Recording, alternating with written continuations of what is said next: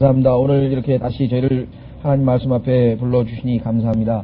지난 일주일 잘 지켜보해 주시고 이 시간에 저희를 참으로 주님께서 명령하신 대로 순종케 하기 위해서 하나님의 말씀 공부하게 하시니 감사합니다. 진리의 영으로 약속하신 대로 우리를 모든 진리 가운데로 인도해 주시고 아둔한 자들에게 지혜와 명철을 허락해 주시고 주님의 영으로 충만케 하셔서 잘 깨닫을 수 있도록 도와주시기를 간절히 바라옵고 원합니다.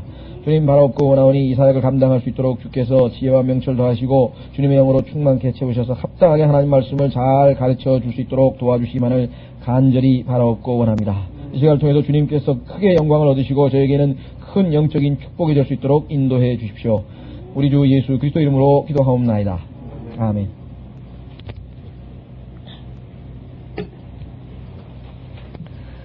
우리 지난번에 이 예언을 공부하는 것이 우리에게는 유익하고 잘하는 일이라고 하는 말씀을 성경에서 확인을 했습니다. 우리가 예언을 공부할 때 1차적으로 조심해야 될 것은 대상자에 대한 것입니다. 특히 구약 성경이 그렇죠. 자, 그래서 우리는 고린도전서 10장 32절 한 구절을 일단 읽고 오늘 성경 공부를 시작하도록 하겠습니다. 오늘 호세아서 두 번째 시간인데요. 이 호세아서의 기록 내용은 1차적으로 유대인에 대한 내용들이 많습니다. 자, 고린도전서 10장 32절을 보시면 유대인에게나 이방인에게나 하나님의 교회에게나 아무도 거치는 자가 되지 말라. 자, 하나님께서는 이 지상에 존재하는 모든 인간을 일단 여기 셋으로 구분하셨습니다. 물론 더 하나님께서 넓게는 둘로 그냥 나누셨어요. 쉽게 얘기하면 하나님의 자녀와 마귀의 자녀 둘 중에 하나입니다. 그러나 마귀의 자녀 중에서는 하나님께서 그걸 또 둘로 나누셨어요. 그러니까 우리가 예를 들면 과일, 그러면 과일 중에서도 무슨 류 뭐 있잖아요. 그 식물이나 동물 분류할 때 그 분류, 그렇죠.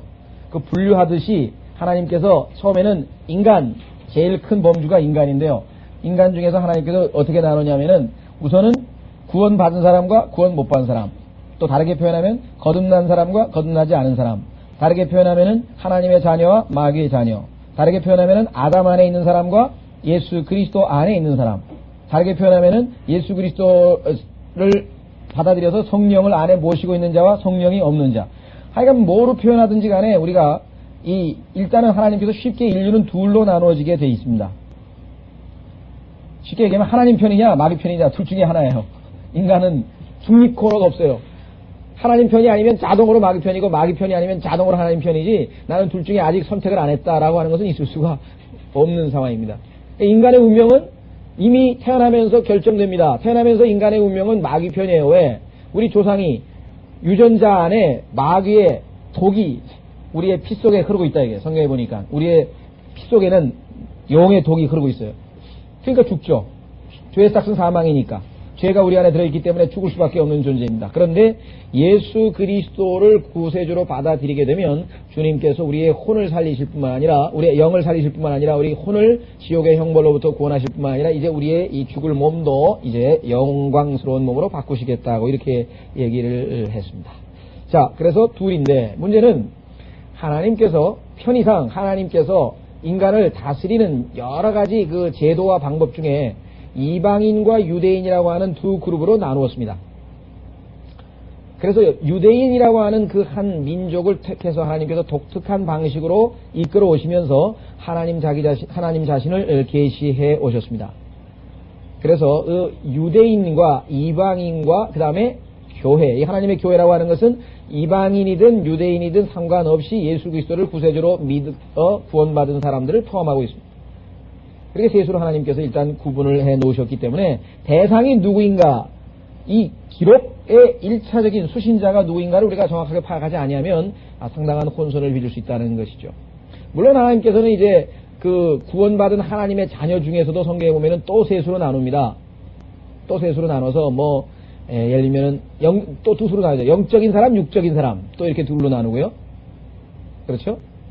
그래서 나누는 방법은 성경에서 여러 가지가 있어요. 30배 열매 맺는 사람, 60배 열매 맺는 사람, 100배 열매 맺는 사람 이게 다 다르지만 어쨌거나 일단 성경을 읽을 때에는 적어도 이것이 대상자가 구원받지 못한 이방인이냐, 구원받지 못한 유대인이냐, 그 다음에 구원받은 하나님의 백성이냐, 하나님의 자녀냐, 이걸 염두에 두고 우리가 공부를 해야 되겠습니다. 자, 일단 우리는 호세아서는 사역의 대상자가 일단 유태인이었습니다. 자, 호세아서 보시면은요, 참조로 이 호세아서는 14장으로 되어 있습니다. 절수로 치면 197절로 되어 있습니다. 197절이고요. 영어 킹제임 성경으로는 참조를 하십시오. 5175단어로 되어 있습니다. 5175단어로 되어 있습니다. 자, 이 호세아라고 하는 단어의 의미는 하나님은 구원이시다 라고 하는 뜻입니다. God is salvation, 이런 뜻입니다. 아니면 히브리어는 이 해석이 다양합니다. 아니면 하나님 구원하소서, 명령형이 되면 save, God, 이런 의미로 뜻을 가지고 있습니다. 이 호세아라고 하는 이름이 가지고 있는, 우리도 있죠? 한자말로 된 이름이 다 뜻이 있잖아요. 우리도. 예. 김대중 하면 큰 데에다가 가운데 중 아니에요. 그런 식으로 금 하면 세금 이렇게 해서 그런 의미가 부여되어 있는데요. 단어 자체 의미는 그런 뜻입니다. 그런데 이 호세아라고 하는 이름은 참으로 우리에게 시사적인 게 하나 있는데, 민수기 13장에 보시면 여호수아라고 하는 이스라엘의 유명한 장군이 하나 있는데, 그 여호수아를 호세아라고 불렀었습니다. 민수기 13장 8절과 16절에 보면 나와 있습니다. 이것은 상당히 시사적입니다. 뭔가를 시사해 주는데요, 우리에게. 민수기 13장 8절. 자, 여기 보시면은 하나님께서 이제 가나안 땅을 정탐하기 위해서 각 지파마다 한 명씩 대표를 뽑으라고 했는데, 그 대표 중에 에프라임 지파에서는 눈의 아들 오세아요, 이렇게 나와 있습니다. 오세아. 그렇죠? 눈의 아들 오세아요, 이렇게 나와 있죠? 8절 보시면. 자, 오세아. 그 다음에, 이건 발음과 조금 차이가 있습니다만 결국 같은 이름입니다. 그 다음에 16절로 가시면요, 이것은 모세가 그 땅을 탐색하러 보낸 사람들의 이름이라. 모세가 눈의 아들 오세아를 여호수아라 불렀더라, 이렇게 되어 있습니다. 자, 그러면 놀라운 사실은 여호수아라고 하는 이 이름은 히브리어인데요, 이 히브리어를 헬라어로 번역을 하게 되면, 여호수아라고 하는 히브리어를 헬라어로 번역을 하게 되면 바로 예수입니다. 지저스가 되는 것이에요. 예수. 그러니까 예수 그리스도와 예수란 이름하고 여호수아라고 하는 이름은 하나는 헬라어고 하나는 히브리어일 뿐 뜻은 같아요. 다 같은 단어입니다. 우리 보면은 메시아라 그러죠? 메시아라고 하는 단어는 히브리어고, 크리스토스라고 하는 단어는 헬라어고, 그 다음에 the anointed, 기름 부음 받은 자, 그건 영어고, 우리말로는 기름 부음 받은 자고, 그걸 그냥 헬라어로 그리스도니까 그리스도 이렇게 우리가 그냥 이름만 갖다가 쓰잖아요. 예. 메시아도 그냥 메시아로 부르는 것 뿐이지 다 같은 단어입니다.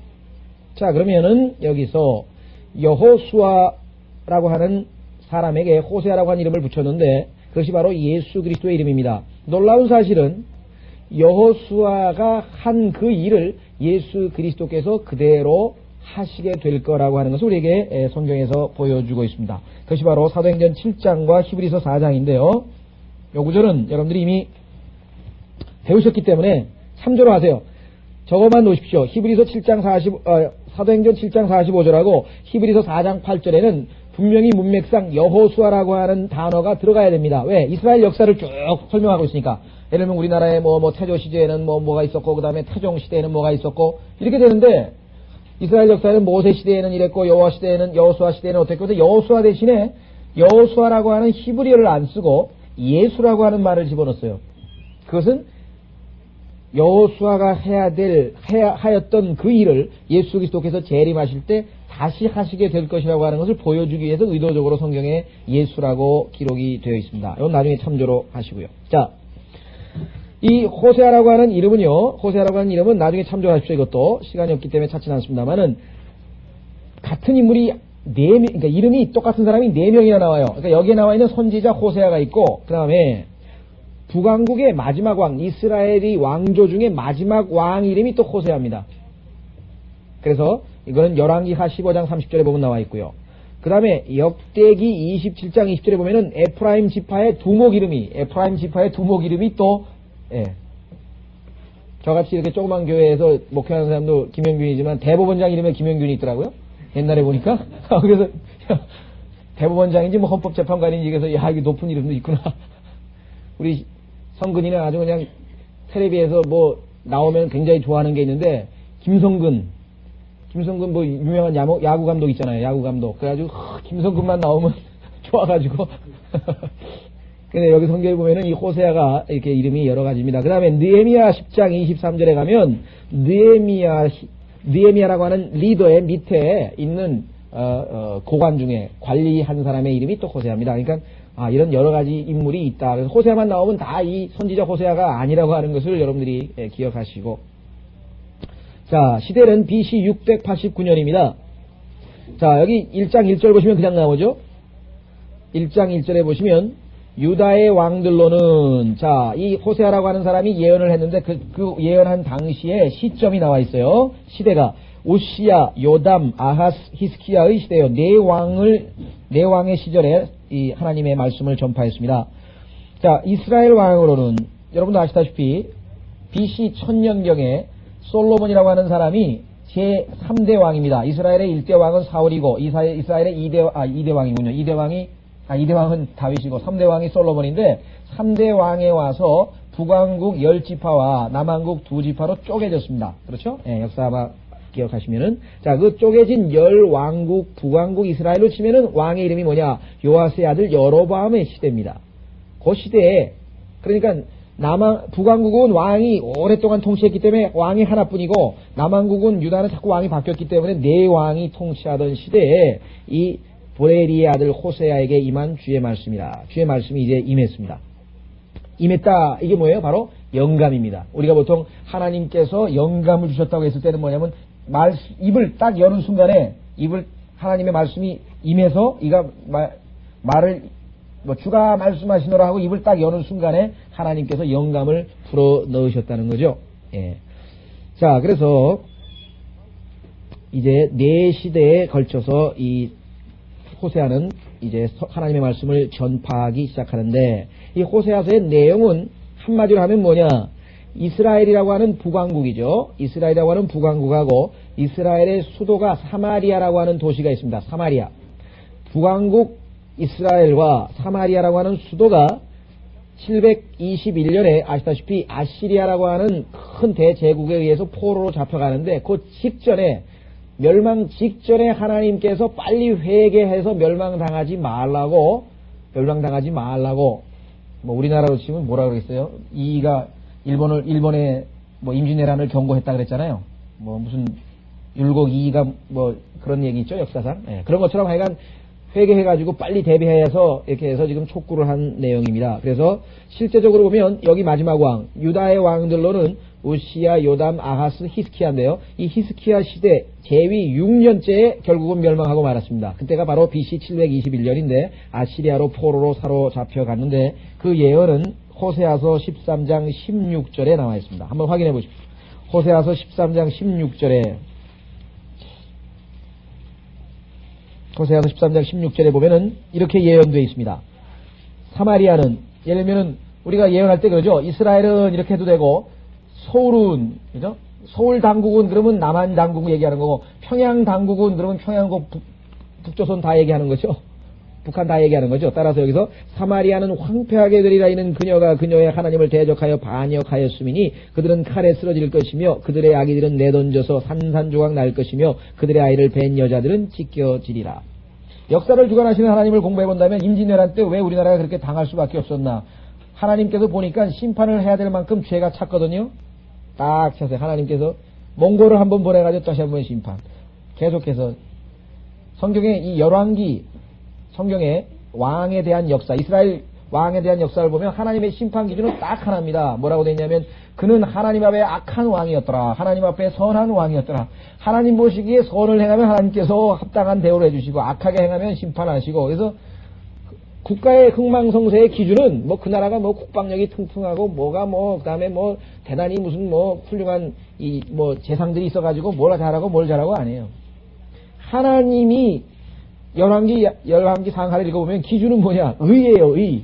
그 성경에 보니까 의가 민족을 드높이고, 이 나라에 과연 의가, 하나님이 보시기에 의로운 자가 몇 명이 되냐, 이게 통치자 중에. 그것이 기준입니다. 그래서 우리는 역사를 볼 때 어떤 나라가 이건 하나님께서 뭐예요? 계속 죄악이 차오르는데 이제는 심판이다. 그래서 한 몇 년간 심판했더니 그 사람들이 뭐예요? 겸손해져가지고 고관들도 이제 탐관오리가 안 되고 백성들도 위하고 이렇게 해가지고 과부도 도와주고 가난한 사람 도와주고 이렇게 국가가 한번 돌이켰어요. 그럼 또 평화 시대가 조금 지나다가 또 교만해서 죄 짓고 그다음에 과부 재산 빼앗고 막 또 그런 짓 하면 하나님이 또 한 번 치고. 이스라엘 역사하고 다른 민족의 역사하고 다를 게 하나도 없습니다. 왜? 하나님의 기준은 안 바뀌니까.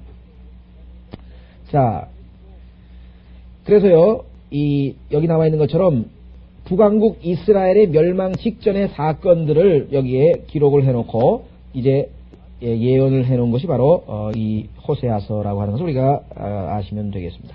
자, 2절. 호세아를 통한 주의 말씀의 시작이라. 왜냐하면 하나님께서 이제 북왕국과 남왕국의 선지자들을 계속해서 보내시는데 첫 번째 보낸 선지자, 시대적으로 제일 먼저 선지자가 호세아예요. 그래서 하나님의 말씀의 시작이란 말은 예언자 중에서 첫 번째입니다. 시대적으로 볼 때 제일 먼저 보낸 선지자가 바로 이 호세아입니다. 그래서 여기서 비기닝이라는 단어가 나왔어요. 옛날에는 이 예언서가 하나의 한 묶음의 책이었어요. 지금은 12권으로 이렇게 다 나눠져 있지만 묶음으로 하나의 책이었거든요. 히브리 성경에는. 그래서 시작이라 이렇게 되어 있습니다. 자, 그래서 이제 드디어 우리는 본격적으로 이제 들어가게 됩니다.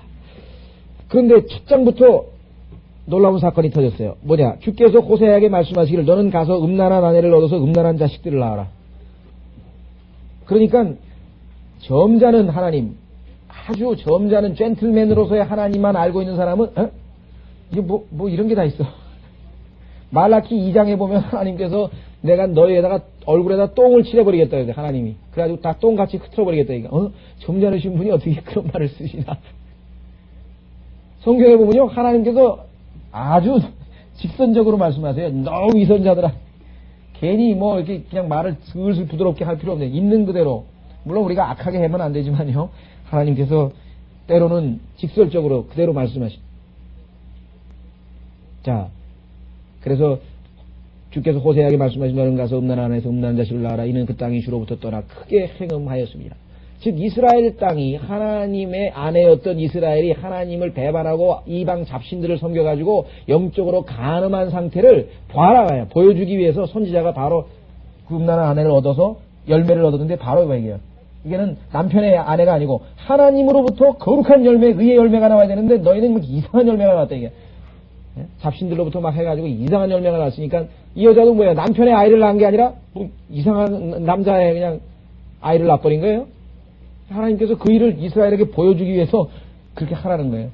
자, 실제적으로 또 역사에 보면은 그런 사건이 한번 있었는데요. 한번 우리 확인해 보겠습니다. 누구냐면요, 이 에스겔입니다.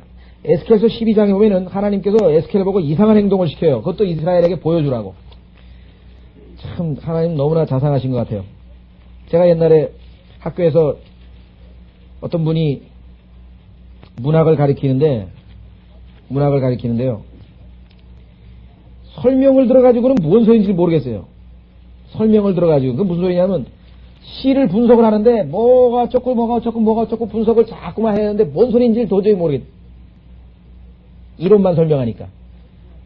그래서 제가 선생님 좀 시범을 한번 좀 보여주십시오. 시를 한 편 쓰고 그걸 어떻게 분석하는지 하면 시범을 좀 보여줘야지 내가 어떻게 하는지 보지. 그죠? 여기 음악하는 우리 재윤이 형제 왔지만 뭐가 어쩌고 이렇게 해서 목소리를 어떻게 높이고 백날 해봐야 안 되는데 시범을 좀 보여달라게 한번 해봐. 옛날에 내 스페인에 있을 때 어떤 그 스페인 태권도 사범이 저한테 와서 스페인어 좀 가르쳐서 왜 그러냐니까 이게 몸으로 떼올래니까 죽겠다 그래서 왜 그러니까 앞지르기를 하는데 왜 이렇게 무슨 나선형으로 왜 돌리느냐 그러면서 그 설명을 해달라는데 말로 해서 말이 안 되니까 이게 그러니까 할 수 없이 시범을 보여주는데 자기가 그러니까 피곤해서 못 해먹겠다 이게 한두 놈도 아니고 와가지고 자꾸만 물어보는데 말로 좀 때로는요 말로만 할 게 아니라 때로는 뭐가 필요하냐면 시범이 필요한 거예요. 시범이. 그래서 하나님께서 아예 시범을 보여주는 거예요. 근데 정말 우리가 볼 때는 끔찍한 시범이죠. 아예 하필이면 그냥 내 친구한테 가서 결혼을 하라니 이게 무슨 소리냐 이게. 요번에 이 에스겔 12장에 보면은 뭘 하라 그러냐면요. 하나님께서 연극을 하라 그러는데요. 4절 보십시오. 에스겔서 12장 4절. 여러분들이 하나님은 이런 분이시겠지 점잖으셔서 뭐 하나님이 그런 용어를 쓰실까 싶지만 안 그래요. 우리 생각하고 하나님 생각하고 많이 틀리다는 걸 여러분들이 아셔야 돼요. 하나님께서 의로운 분노를 내시면 정말 무섭습니다. 항상 뭐 부드럽게 그냥 뭐 사랑으로 감싸주시는 그런 것만 아니죠. 자, 12장 4절 보시면 그 다음에 너는 그들의 목전에서, 자, 이스라엘 사람이 보는 앞에서 낮에 내 소지품을 이스라엘 소지품처럼 가지고 나와 그들의 목전에서 저녁때에 나가되 사로잡혀 가는 자들처럼 하라. 너는 그들의 목전에서 담을 뚫고 그리로 옮기라. 자, 이사 가는 것까지는 좋아요. 짐 싸가지고 이사 가는 것까지는 좋은데 이스라엘은 얼마나 비참하게 도망을 치게 되냐면 나중에 비참한 꼴이 되냐면 제대로 문을 통해서 도망을 못 쳐요. 적군이 쳐다와가지고 담을 뚫고 도망을 친다 이거죠. 그래서 담을 뚫고 도망가는 것을 실제로 시범을 보이는 거예요. 그러니 이게 선지자가 참 대단하죠. 그래서 어떻게 했냐면요. 너는 그들의 목전에 담을 뚫고 그리로 옮기라. 그들의 목전에 너는 그것을 내 어깨에 메고 땅거미가 질 때 옮기라. 이는 내 얼굴을 가리고 땅을 보지 말지니 이는 내가 너를 이스라엘 집에 한 표적으로 삼았음이랴. 이런 일이 이스라엘에 일어날 것을 하나님이 보여주시기 위해서 저게 바로 우리가 나중에 지난번에 에스겔이 했던 게 바로 우리가 당한 꼴이구나. 이거구나 이거. 그거 알려주려고 지금 하나님께서 가르쳐 주시는 거예요. 그러니까 얼마나 무슨 요즘에 무슨 학습법? 하여간 무슨 학습법 하면 공부 성적이 오르고 어쩌고 그러는데요. 하나님은 그냥 시청각, 요즘에 시청각이죠? 시청각 학습법을 동원해가지고 말로만 하는 게 아니라 시범을 딱 보여주는 하나님께서. 여러분 시청각 학습법이라는 게 이게 그냥 나온 게 아니에요. 성경에서 나온 거라니. 왜? 보면 뭐예요? 백문이 불여일견이라고 훨씬 100번 듣는 것보다 한 번 보는 게 낫거든요. 그렇죠? 네. 옛날에 그런 말씀 하셨잖아요. 어떤 분이 사무엘 깁을 딱 만나더니 반갑습니다. 사무엘 깁 박사죠. 당신 나하고 어떻게 알아요? 언제인가? 처음 보는 거 아닌가? 처음 보는 거라 이게. 처음 보는 거예요. 어떻게 아셨냐 이거. 벌써 박사님 책을 읽었는데 딱 보니까 알겠더래. 성경을 많이 읽은 사람은요, 예수님 만나는 순간, 예수님이구나. 금방 아는데, 성경을 많이 안 읽은 사람은 저 그리스도만 봐도 머리가 길게 늘어지고 파란 눈에 저분 멋있게 생겼는데 혹시 그리스도 아니야? 쫓아가다가 알고 보니까 저 그리스도. 그런 일이 벌어진다, 그런 일이. 이게 웃으시지만요, 지금 우리 주변에서 보고 있는 겁니다. 저 목사, 막 능력을 행하는데, 진짜 주님의 종인가 보다 가자! 와, 몰려가고요. 이재록한테도 가고, 누구한테도 가고, 다 그게 뭐예요? 성경에서 예수님 못 알아보는 거 아니에요, 지금? 진리를 못 알아보니까 그걸로 자꾸 가는 거죠. 아예 하나님께서 시청각 교육까지 딱. 그래서요, 어떤 사람은 이제 성경을 뜯어 고치기로 결심을 한 거예요. 하나님께서 말이 되냐 이거야. 어떻게, 속된 말로 어떻게 창녀한테 가서 결혼을 하라고, 그것도 선지자인데 하나님의 거룩한 사람을, 있을 수가 없다. 이거는 뭔가 상징 아니냐? 그래서 칼빈 같은 사람은 이건 알레고리다, 알레고리. 이건 진짜 그런 게 아니고, 또 어떤 사람은 원래는 몰랐는데 처음에 호세아가 갈 때는 그 여자가 그렇게 막 음란한 여자고 생실이 안 좋은 바람둥이 여자인지 몰랐는데 그냥 가서 나중에 보니까 그렇더라. 베레벨 얘기를 다 하는데요. 아니에요. 하나님께서 왜 1절서부터 5절까지 보면은 4절, 5절이 역사적 사실 아니에요. 1절도 역사적 사실 아니에요. 그럼 전부 다 1절서부터 5절까지가 역사적 사실인데 왜 하필이면 그 말만, 하나님의 말씀만 영적으로 비유적으로 해석을 하고 문자적으로 해석을 안 하냐. 하나님께서는 우리가 보기에는 상상을 할 수 없는 그런 일도 때로는 뭐예요? 시키시는 거죠. 그래서 여기는 특별한 상황입니다. 특별한 상황에서 하나님께서 이와 같은 일들을 시키신 것이죠. 실제적으로 역사적 사건입니다. 역사적인 사건입니다. 어떤 사람들은 이러한 하나님에 대해서는 전혀 모르고 그냥 다 이렇게 자비, 긍휼 이런 것만에 균형이 잡혀야죠. 균형. 성경의 하나님은 의로우신 분이기 때문에 불의에 대해서는 반드시 진노하시는 분이십니다. 그런데 하나님은 자비로우시기 때문에 그 진노를 뭐예요? 그 대상자에게 퍼부으신 것이 아니라 자기 아들에게 퍼부으셔서 하나님의 의를 충족시키시고 그 아들을 신뢰하는 자에게는 자비를 베푸시는 그러한 하나님이시죠. 자, 다시 본문으로 오겠습니다. 그래서 음란한 아내를 얻어서 음란한 자식들을 낳아라. 이는 그 땅이 주로부터 떠나 크게 행음하였음이라 하시더라. 이거 어떡합니까? 만약에 여러분이 이런 명령을 받으면 어떻게 해요? 이 시대는 그럴 리도 없겠지만요. 당시에 참 보통 일이 아니죠. 자, 3절. 그러므로 그가 가서 다블라임의 딸 고멜을 취하였더니, 벌써 소문이 났나봐요. 누구 집 딸이 행실이 안 좋더라. 그래가지고, 다블라임의 딸 고멜을 취하였더니 그녀가 임신하여 그에게 아들을 낳았더라. 주께서 호세에게 말씀하시니 그의 이름을 이스라엘이라 하라. 벌써 하나님의 계획이 있잖아요. 이스라엘이라고 하는 단어는, 자, 이스라엘이라고 하는 이 단어는요, 의미가 무슨 뜻이냐? 하나님이 계획하신다, 이런 뜻입니다. 그러니까, 하나님의 계획하에 태어난 아이예요. 이스라엘이 하나님 앞에 이렇게 음행을 저질러서 이상한 아이를 낳았다는 걸 보여주기 위해서 하나님께서 계획하에 이 일이 이루어진 겁니다. 자, 두 번째 뜻은요, 하나님에 의해서 흩어진 이런 뜻이에요. 그러니까 이 단어 이름이 이스라엘이라고 하는 단어는 뜻이 두 가지가 있는데, 하나님이 계획하심과 하나님에 의해서 흩어짐이라는 뜻이 있습니다. 그래서 실제적으로 하나님의 계획하에 이스라엘이라고 하는 그 아들이 태어났죠? 자, 그런데 그때에 뭐예요? 하나님께서 그 이스라엘의 날, 그날에 하나님이 이스라엘을 온 야시리아로 포로로 잡혀가게 흩어버리셨다라고 하는 것을 표적으로 보여주시기 위해서 이 이름을 지으신 것입니다. 자, 그래서 그러므로 그가 가서 다블라임의 딸 고멜을 취하였더니 그녀가 임신하여 그에게 아들을 낳았더라. 주께서 호세에게 말씀하시고 그 이름을 이스라엘이라 하라. 조금 있다가 내가 이스라엘의 피를 예후의 집에 갚을 것이며 이스라엘의 집의 왕국을 그치게 할 것이라. 실제적으로 30년 후에 이 하나님께서 약속대로 성취하셨습니다. 한번 확인해 보겠습니다. 호세아서 8장 8절에 보시면요. 호세아서 8장 8절. 이스라엘의 멸망이 여기 나와 있습니다. 호세아서 8장 8절에 보면은 이스라엘이 이제 아시리아로 흩어짐을 당했는데 거기에 보면은 이스라엘은 삼킨 바 되었으니 이제 그들은 이방인들 가운데서 기쁨이 없는 그릇같이 되리라. 이렇게 하나님께서 말씀을 하셨죠. 예. 자, 예후라고 하는 이 이스라엘의 왕은요, 하나님을 거역했던 왕이기 때문에 하나님께서 그가 하나님을 거역한 것에 대해서 심판하시겠다고 약속을 하셨는데 그 약속을 이행하신 것입니다.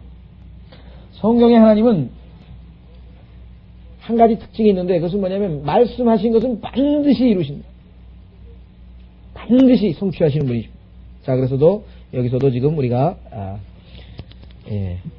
예후의 집안에 하나님께서 복수를 심판을 하신 것을 우리가 여기 역사서에서 볼 수가 있습니다. 참고로 시간 있으신 분은 열왕기하 10장 31절을 보시면 되겠습니다. 열왕기하 10장 31절. 자, 그런데 구약의 예언이라고 하는 것은 우리가 어느 면에서 조심해야 되냐면요, 항상 이중 적용이 있습니다. 이중 성취. 그 얘기는 뭐냐면 구약의 예언이 예수님의 오심에 대해서 얘기할 때는 초림과 재림에 각각 해당이 돼요. 마찬가지로 어떤 사건을 역사적으로 이루어진 사건이 나중에 뭐예요? 다시 예수 그리스도의 재림 직전에 반복이 되어집니다. 자, 여기도 마찬가지입니다. 5절 보십시오. 그날에 내가 이스라엘 골짜기에서 이스라엘의 활을 꺾으리라 하시더라. 이것은 역사적으로 이스라엘의 멸망을 얘기하죠. 아시리아에게 잡혀간 것을 얘기합니다. 그러나 나중에 이스라엘이 대환란 기간 동안에, 그죠? 심판받는 내용을 얘기합니다. 왜냐? 이 그날이라고 하는 단어 잘 주목해 보십시오. at that day라고 하는 단어가 있는데요. 그날. 이 그날이라고 하는 단어를 성경에서 구약성경 예언서에서 쫙 뽑아보면은요, 전부 다 뭐예요? 교리적으로는 재림의 날입니다. 예수님께서 왕으로 오셔서 이제 승리하시는 유다지파의 사자로 오셔서 이스라엘을 회복시키시고 통치하시는 그날을 얘기합니다. 그래서 그날, 그것을 성경에서는 주의 날이라고 했어요. The day of the Lord. 주의 날, 그날. 그래서 우리는 역사적으로 1차적으로 이스라엘의 BC 721년에 성취됐습니다. BC 721년에 성취됐고, 그 다음에 나중에 예루살렘에서 이것이 다시 성취될 것입니다. 그래서 그날에 내가 이스라엘 골짜기에서 이스라엘의 활을 꺾으리라 하시더라 라고 했는데요. 이 그날은 예수 그리스도께서 재림하시는 날입니다. 그러니까 두 가지로 적용하셔야 돼요. 항상 이스라엘에게 역사적으로 적용이 되고 그것이 나중에 재림 때에 다시 한번 적용이 됩니다. 이것은요, 느부갓네살이 예루살렘을 함락시킨 사건도 똑같습니다. 느부갓네살이 예루살렘을 함락시킨 사건도 역시 실제적으로 AD 606년에 쳐들어와가지고 결국은 함락을 시켰죠. 그러나 나중에 뭐예요? 예루살렘이 적그리스도에 의해서 다시 한번 함락될 것을 보여주는 거예요. 사내립의 공격도 마찬가지고, 심지어는 예수님께서 말씀하신 것도 이중 성취입니다. 마태복음 24장 보시면, 마태복음 24장에 예수님께서 말씀하신 그 사건도 역사적으로 성취됐고, 티토라고 하죠. 티토. 예수님 오실 때 또 성취될 것입니다. 마태복음 24장, 나도 돌 위에 남지 않고 다 무너지리라고 하시더라. AD 70년에 티토에 의해서 이 사건이 역사적으로 성취됐습니다. 그러나 재림 때 예수 그리스도께서 재림하실 때 예루살렘에 지진이 나서 다시 한번 성취될 것을 보여주고 있습니다. 우리는 호세아에게 예언하신 그것이 단지 이스라엘 당대의 역사에만 해당되는 것이 아니라 미래적, 예언적 그러한 성취가 있을 것을 보여준다는 것입니다. 자, 다시 4절로 오겠습니다. 5절이죠. 예. 5절. 이스라엘 골짜기. 자, 이 이스라엘 골짜기는 역사상 어디냐고 하냐면요. 여러분 잘 아시는 아마겟돈 골짜기인데요. 자, 계시록 16장 16절에 보시면, 보세요. 계시록 16장 16절.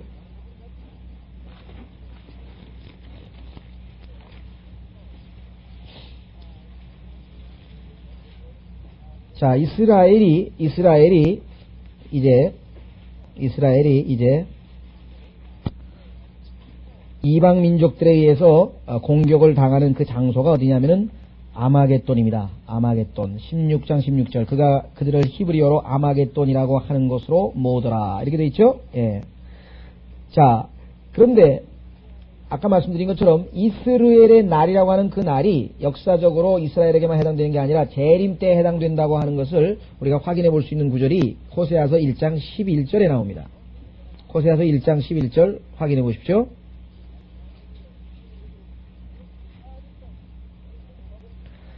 자, 호세아서 1장 11절 보시면요. 그때 유다 자손과 이스라엘 자손이 함께 모여 자기들에게 한 우두머리를 세우고 그 땅에서 올라오리니 이는 이스라엘의 날이 클 것임이라 그랬죠? 자, 그러면은 이스라엘이 유다와 하나가 되어서 이제 우두머리 하나를 한 우두머리를 모시고 올라오게 되는 그날, 그것은 뭐예요? 예수 그리스도의 재림의 날이죠. 그래서 우리는 여기서도 이것이 단지 역사적 사건이 아니라 예수 그리스도의 재림 때를 의미하는 것이구나 라고 하는 것을 우리가 확인해 볼 수가 있습니다. 자, 이스라엘의 날, 이 날이 바로 예수 그리스도의 재림의 날인데요. 문제는 10절입니다. 왜 10절 때문에 많은 사람들이 성경 해석에 곤란을 겪게 되냐면, 여기 보시면 그러나 이스라엘 자손의 수가 바다의 모래같이 되어서 측정할 수도 없고 셀 수도 없게 되리라. 전에 그들에게 말하기를 너희는 내 백성이 아니라 했던 그곳에서 그들이 너희는 살아계신 하나님의 아들들이라 불리우리라. 왜 문제가 생기면 이 구절을 바울이 교회 시대에다가 적용을 시켜놨단 말이에요. 그렇죠. 여러분 아시다시피 바울이 어디서 인용을 했습니까? 로마서 9장 25절에다 인용을 했단 말이에요. 그러니까 사람들은 11절도 교회 시대인 것처럼 오해를 하게 된단 말이에요. 그러니까 11절은 교회 시대하고는 아무 상관이 없는 말입니다. 이 시대에 예수님께서 유다 지파와 이스라엘 지파들이 예수님을 우두머리로 삼고 여기 나와 있는 것처럼 그 땅에서 이스라엘 땅에서 올라온다고? 아니죠. 지금 시대의 이스라엘은 뭐예요? 예수님을 거부해가지고 지금 주변에 있는 나라, 요르단, 이집트, 그 다음에 팔레스타인, 그 다음에 시리아 이런 나라들과 지금 연맹을 맺어서 어떻게든지 한번 좀 살아남아 보려고 평화를 유지해 보려고 애를 쓰고 있는 것이죠. 교회 시대하고는 아무 상관이 없다. 자, 실제적으로 한번 로마서 9장 25절을 보시면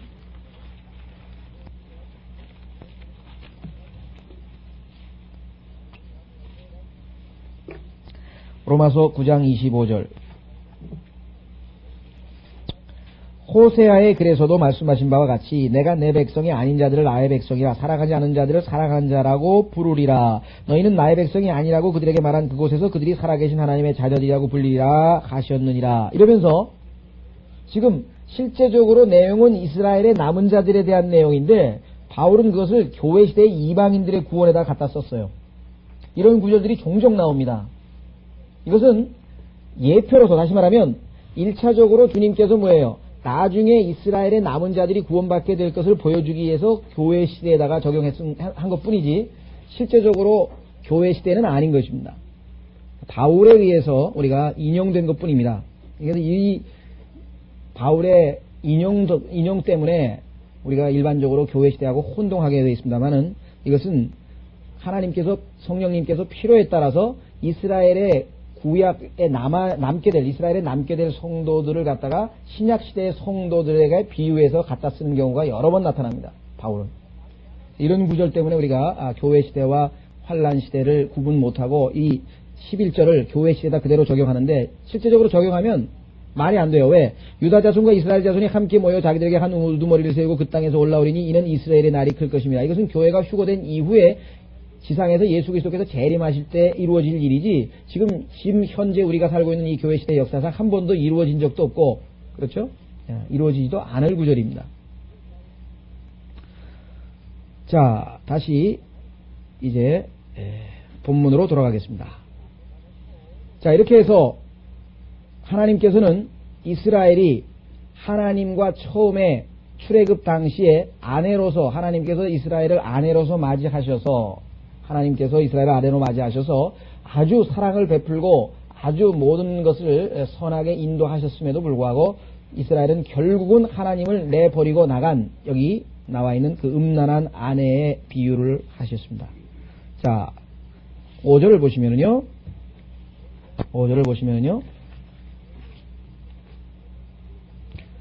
6절이죠. 죄송합니다. 6절을 보시면 그녀가 다시 임신하여 딸을 낳으니 하나님께서 호세아에게 말씀하실 그녀의 이름을 로루하마라 하라. 이는 내가 다시는 이스라엘 집에 자비를 베풀지 아니하고 그들을 완전히 제하여 버릴 것이기 때문이라.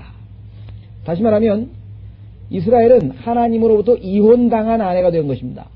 하나님께서 하도 이 행실이 좋지 않고 이방신들에게 가서 영적인 간음들을 너무 저지르고 하나님을 거역했기 때문에 결국은 하나님께서 내어버린 그 성경에 보면은 그 아내가 행실이 좋지 않고 잘못되면은 이혼 증서를 써서 주어서 내보내라고 성경에 신명기 24장 1절에 말씀하셨죠. 그래서 그들을 내보내버린 하나님께서 자 그래서 이들이 그 이혼당한 아내로서의 비참함 가운데에서 나중에 뭐예요? 아 내가 첫 남편을 내가 진짜 남편이 보니까 알고 보니까 첫 번째 남편이 그분이 진짜고 나중에 만났던 중간에 뭐 바알이나 아슈타롯이나 그 밖에 온갖 잡신들은 이게 보니까 나를 이용해 먹고 울고만 먹었지 이게 진짜 나를 사랑하는 남편이 아니라는 것을 알고 돌아오게 됩니다. 돌아오게 되죠. 그때가 바로 예수 그리스도의 재림 때 예수 그리스도의 재림 때란 말이에요. 그래서 여기서 이 내용은 바로 그 내용입니다. 하나님으로부터 버림받은 이스라엘의 상황과 그들이 나중에 회복이 되는 내용들을 이 호세아서에서 다루고 있습니다. 그래서 결국은 어떻게 되느냐? 이사야서 54장을 보십시오. 이사야서 54장에 보면 결론은 이제 완전한 회복, 이스라엘의 회복에 대한 언급이 이사야서 54장에 나와 있습니다. 5절.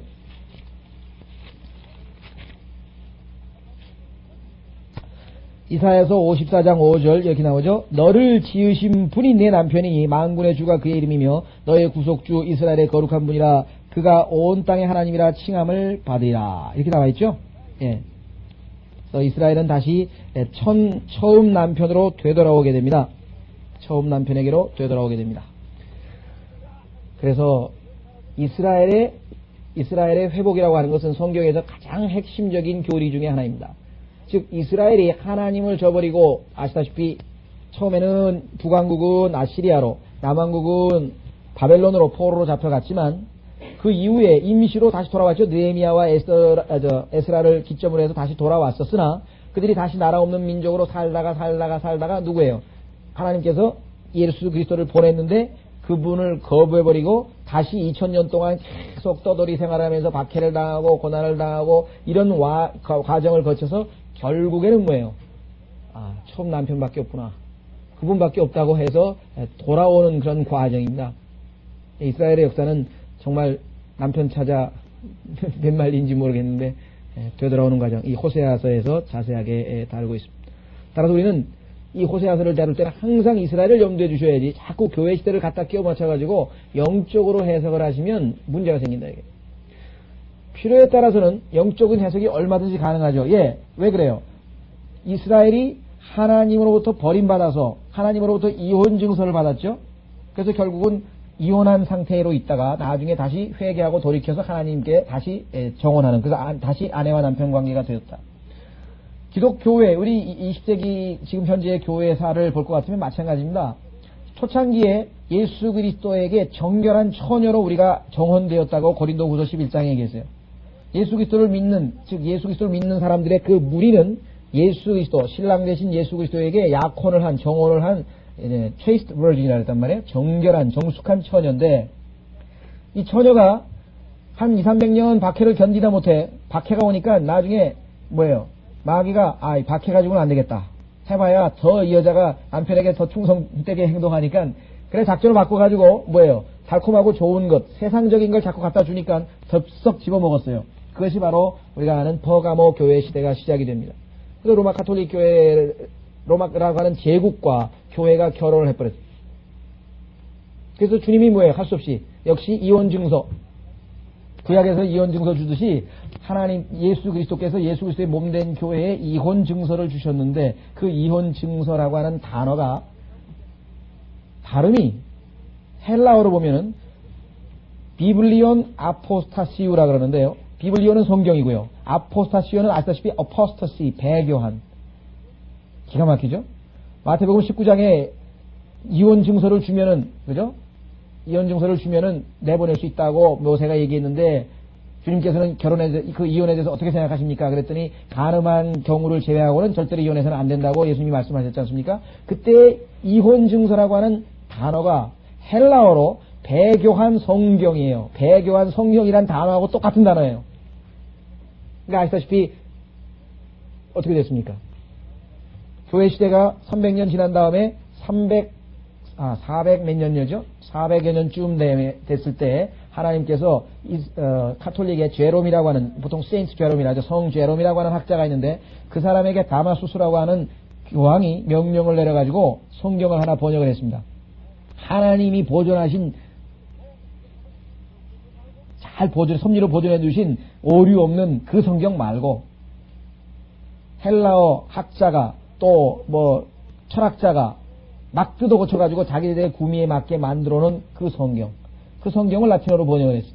라틴어로 이미 하나님께서 번역해 놓은, 진짜 그걸 올드 라틴이라고 하는데, 올드 라틴 성경이 이미 있었는데, 헬라 철학, 영지주의라고 합니다. 당시에 영지주의 철학을 기점으로 해가지고 왕창 뜯어 고쳐놓은 그 성경을 뭐예요?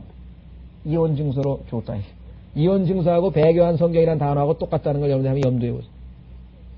그때부터 교회는 뭐예요? 암흑 시대로 접어드는 겁니다. 왜? 하나님 말씀이 빛이 사라져버렸기 때문에. 그래서 우리가 이렇게 영적으로 우리에게 얼마든지 이 호세아서를 통해서 교훈을 얻을 수 있어요. 그러나 그건 둘째 문제고, 1차적으로는 이스라엘과 관련돼서 우리가 성경을 해석합니다. 자, 그래서 6절로 갑니다. 그녀가 다시 임신하여 딸을 낳으니 하나님께서 호세아에게 말씀하시기를 그녀의 이름을 로루하마. 이 로라고 하는 단어는요, 아니란 뜻입니다. 반대말이에요, 반대말. 2장 1절에 보면은 암미 루하마, 로암미 로루하마. 그러니까 암미하고 루하마라고 하는 이름이 있는데, 거기에 부정을 하는 것입니다. 우리 보통 영어에는 anti라죠. anti 그러면 반대된단 말이죠. anti Christ 그러면은 적 그리스도 그러잖아요. anti biblical, 비성경적인. anti communism 그러면 반공주의 할 때 anti란 말이 바로 이 히브리어의 루라고 하는 단어입니다.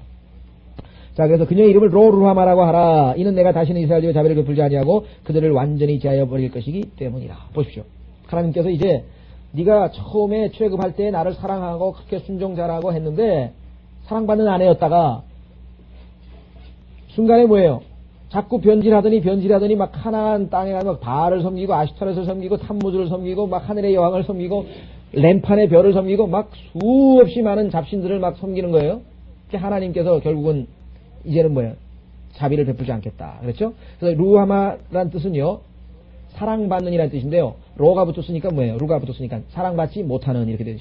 그 다음에 주님의 긍휼을 얻지 못하는, 그 단어에서 해석이 써 있잖아요. 자비를 베풀지 아니하고, 그 단어의 의미입니다. 자비를 베풀지 아니하고가 바로 루하마라고 하는 이름을 지으신 이유가 뭐냐? 자비를 베풀지 아니하고. 하나님께서 자비를 베풀지 아니하시겠다. 이게 보통 일이 아닙니다. 그렇죠? 왜? 하나님의 자비가 없으면 우리가 비가 안 내리고 살 수가 없잖아요. 처음부터 끝까지가 하나님의 자비인데. 놀라운 사실은 시편 136편에 보면은 하나님의 자비는 영원 무궁하시다는 단어가 계속 반복됩니다. 한번 보세요. 성경을 읽다가 우리가 당혹스러운 게 바로 이런 부분이거든요. 하나님은 자비로우신 분인데 여기서는 자비를 안 베푸시겠다고 했다. 시편 136편.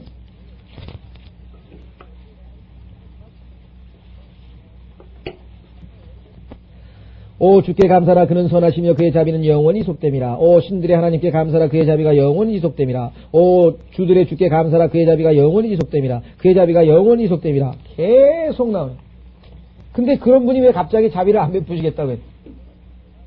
여기는 우리는 중요한 교훈을 하나 얻어야 됩니다. 하나님의 자비는 하나님께서 정하신 여건, 조건이 충족될 때 베푸시는 거지, 하나님의 뜻하고 정반대로 나가고 계속해서 거부하고 그런데 하나님께서 무슨 일방적으로 자비를 베푸시는 것이 아니라고 하는 사실입니다.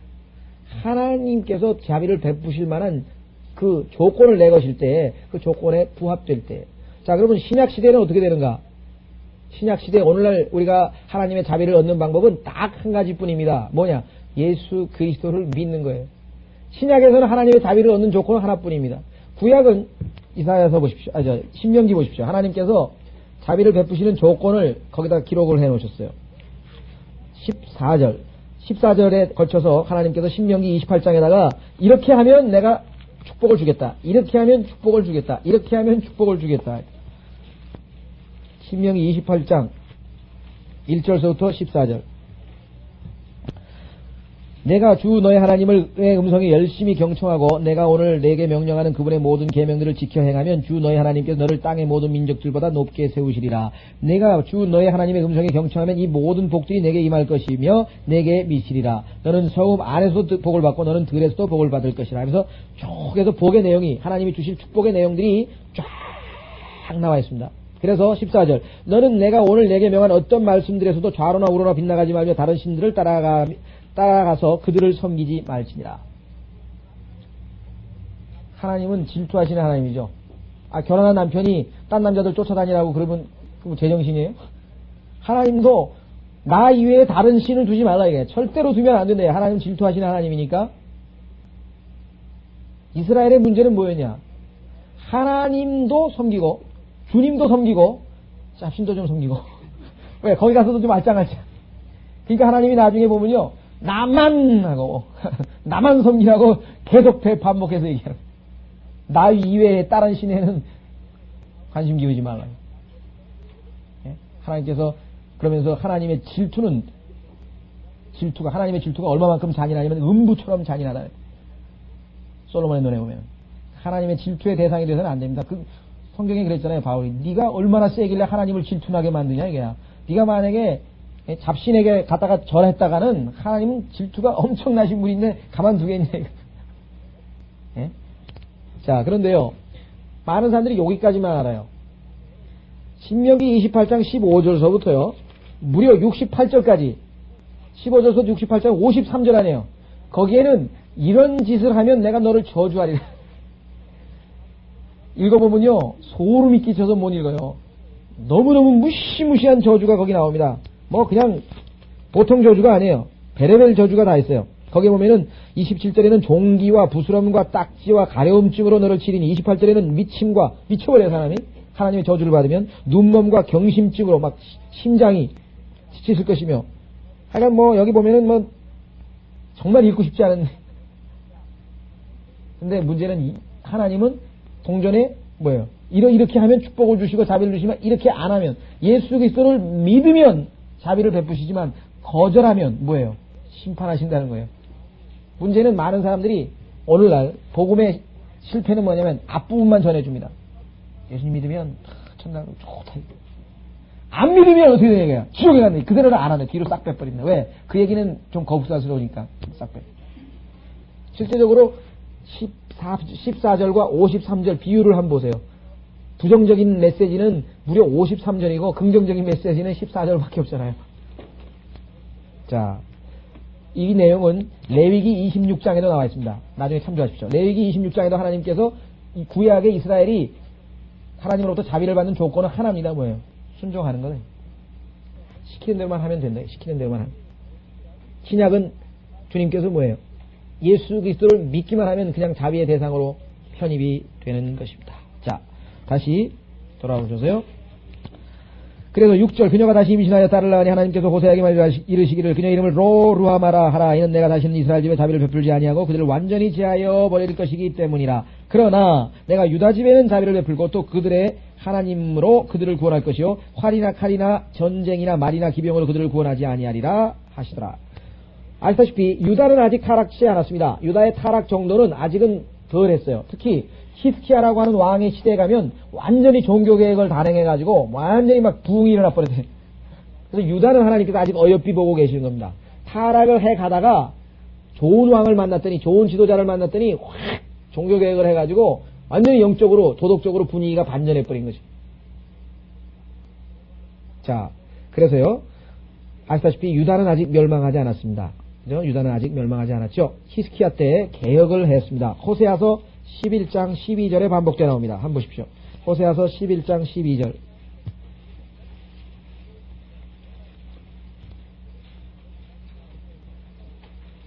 에프라임은 거짓말로 이스라엘 집은 기만으로 나를 에워싸나. 자, 에프라임은요 이스라엘을 대표하는 최고 지파입니다. 그렇기 때문에 에프라임은 한 지파만 얘기하는 게 아니라 이스라엘 전체를 얘기하는 것이에요. 자, 그 다음에 유다는 여전히 하나님과 함께 다스리며 그 성도들과 더불어 신실하도다. 아직 히스키야 왕 시대까지만 해도 유다는 덜 타락을 했었습니다. 나중에는 뭐예요? 자기 언니처럼 그대로 타락해가지고 결국은 멸망하고 말았죠. 아주 무서운 겁니다. 이 좋지 못한 거는 아주 순식간에 전염이 되거든요. 성경에 보면은 악한 사귐이라고 그랬어요. evil communication이라는데요. 악한 사귐은 선한 행실을 부패시킨다. 여러분들이 그리스도인이 되고 나서 정말 하나님 앞에 자비를 구하고 긍휼을 구해야 될 것은 선한 형제들과 교제를 해야지 잘못된 데 가면은 본래 가지고 있던 선한 것마저 다 악해져 버린다, 이 사람들이. 우리 주변에서 얼마나 많이 볼 수 있대. 여기 지금 유다도 똑같아, 유다도. 유다의 왕 여호사밧이라고 하는 왕이 있었는데요. 보니까 아합이라고 하는 왕은 악한 왕이거든요. 그 악한 왕하고는 교제를 말아야 되는데 가가지고 친하게 지내면서 막 결혼도 하고 그 집안하고 막 결혼도 하고 이러다가 그냥 유다까지 다 말아버려. 도덕적으로 다 타락해버렸어. 우리가 교회가 모든 사람들에게 정말 순전히 마음을 열고 함께하는 그런 모든 형제들은 다 포용을 해야 되지만 자꾸 교회 안에서 이단 교리를 자꾸만 뭐 가리키고 말이죠. 구원을 잃어버릴 수도 있다고 자꾸 가리킨다든가 뭐 이렇게 해가지고 그렇게 되면은 빨리빨리 뽑아내서 제거하지 않으면 혹해가지고 한 사람 두 사람씩 넘어가기 시작하면 이건 뭐 걷잡을 수 없습니다. 그런 일들이 뭐 우리 주변에도 지금 굉장히 많습니다. 반대도 있죠. 잘못된 교리가 와가지고 확 교회가 완전히 망가질 것 같으면 빨리 뭐예요? 피해야 돼요. 그걸 성별이라고 합니다. 성별. 과거에 저는 하나님께 성별인지도 모르고 참 나중에 감사했어요. 그건 뭐냐면 처음에 이 교회가 제가 처음에 갔을 때는요. 구원받았을 때는 너무 순수한 교회 가지고 복음을 전하고 예수 그리스도의 십자가의 복음을 통해서 계속 영접 기도가 나오고 막 간증이 터져 나오고 나는 이런 죄인이었는데 이렇게 예수님을 믿고 변화됐습니다. 막 이게 막 얼마나 기쁜지 몰라요. 한 6, 7개월. 그러더니 갑자기 이 목자가 마귀에게 속아가지고 내가 갑자기 불을 받았는데 그냥 불을 받고 대굴대굴 불러가지고선 막 무슨 성령 침례를 받고 방언을 했다고 이제 이런 능력 받기는 처음이라 그러면서 모든 그리스도인은 다 이런 능력을 받아야 된다고 딱 설교를 한 거예요. 그때부터 이 교회가 막 난장판이 되는데요. 처음엔 난 영적으로 어려가지고 한 6개월밖에 안 됐는데 뭐가 뭔지 모르겠는 거예요. 근데 마음이 편치가 않아요. 근데 성령님께서 탄식하잖아요. 이건 아닌데 하나님이 혼란의 창시자가 아닌데 이게 막 북을 치고 막 무슨 뭐 축사 뭐 마귀를 쫓아내니 많이 막 여기서 방언하고 저기서 방언하고 막 들썩들썩거리고 막 북을 치고 막 난리가 난 거예요. 그냥 막 혼잡스럽고 기도도 안 되고 그냥 괴롭더라고요. 정죄감도 생기고 두려움도 생기고. 저는 도저히 안 돼서 하나님 앞에 기도해서 하나님 내가 이 교회에서는 도저히 기쁨이 없어서 나가니까 틀렸으면 안 나가게 좀 막아달라고. 모르니까. 그랬는데 나왔어요. 나중에 알고 보니까 잘 나온 거야 이게. 거기 있었으면은 지금도 그냥 뭐 막 캐셔나 마셔나 막 꾸며가지고 막 하고 난리 났을 거예요 아마 지금. 그런데요 제가 복음전에서 제가 키워놨던 잘 가르쳐놨던 학생 중에 외대 학생 중에서요 절반 이상이 거기 빠져가지고 지금도 그냥 능력을 받아라 그 교회를 가보니까 뭘 대화를 할 수가 없어요. 온 사방에서 파샬라 마샬라 그 소리만 들리는 거예요. 그냥 이게 보통 일이 아닙니다. 그래서 이 악한 사기, 나중에 보면 유다는요, 내 언니보다 더 악해졌다, 하나님께서. 언니가 이스라엘인데요, 네 언니보다도 너는 더 악해졌다, 하나님이. 누가 선무당이 어쩌고 한다고 그런 말 있잖아요. 그러니까 나중에 보면요, 더 무서워져요. 어설프게 배워가지고 더 죄악을 더 지르고 더 저지르는. 자, 그래서 유다에 대한 얘기 우리가 한번 성경을 통해서 확인해 봤는데, 여기 놀라운 사실이 있습니다. 주 그들의 하나님으로 그들을 구원하신다. 하나님으로. 사내림이 쳐들어왔는데 하나님이 치셨지, 이스라엘이 무슨 여기 나와 있는 것처럼 칼, 전쟁, 말, 비병 이런 인간적인 무기를 동원해 가지고 이기질 않았습니다. 하나님께서 사내림을 그저 가비압게 그냥 물리쳐 버렸죠. 예, 우리 여러분 잘 아시는 열왕기하 19장에 보면은 잘 기록이 되어 있습니다. 한번 여러분들이 직접 확인을 해보시면 되겠습니다. 예, 오늘 여기까지 해야 되겠네요. 7절까지 하고 다음 시간에 계속해서